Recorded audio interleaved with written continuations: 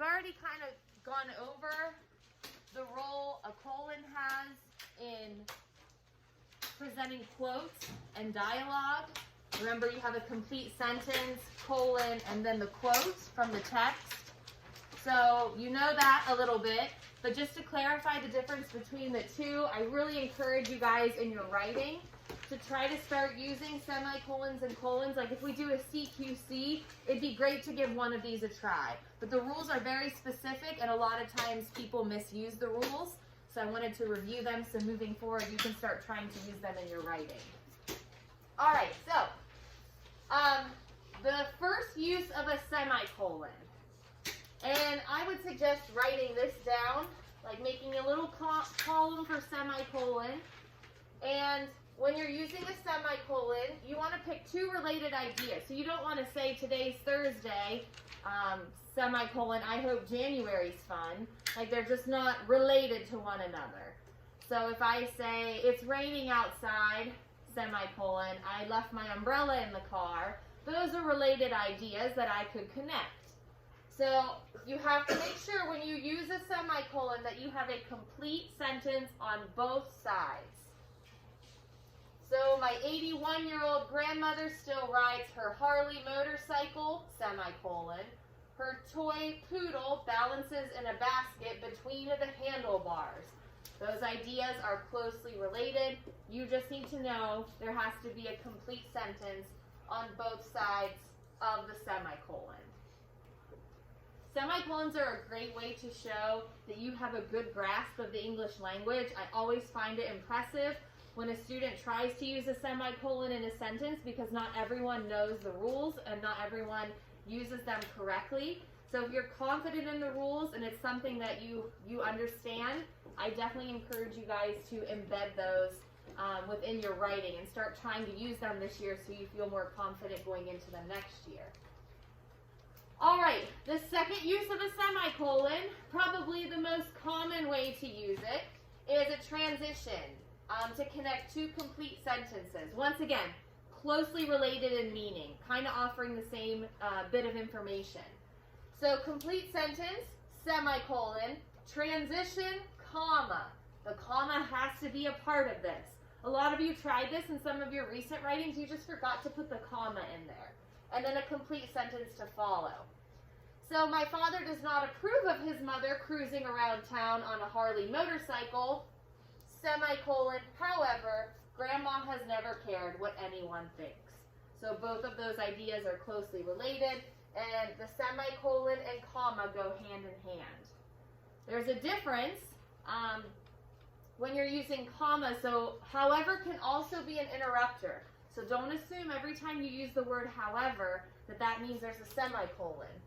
So in that instance, I would say something like, I think, however, I should get work done today.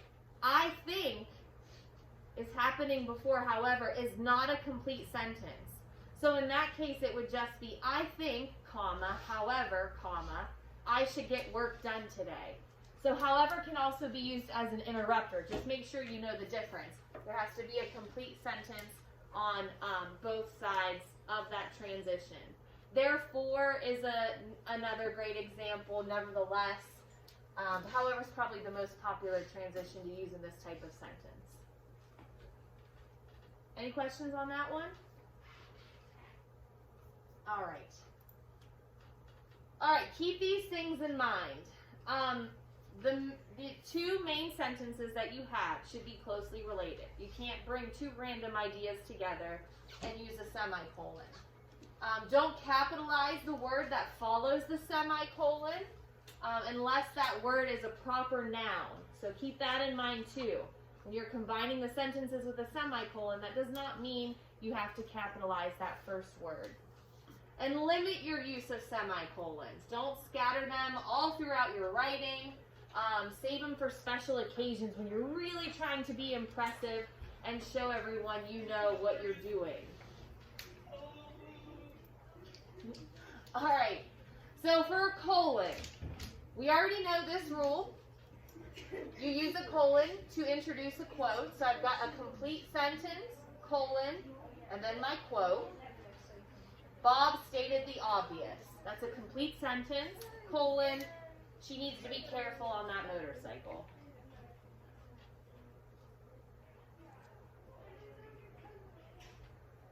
So I definitely encourage you guys to try to use colons this way every now and then. Once again, it's just impressive when somebody knows how to use this rule correctly.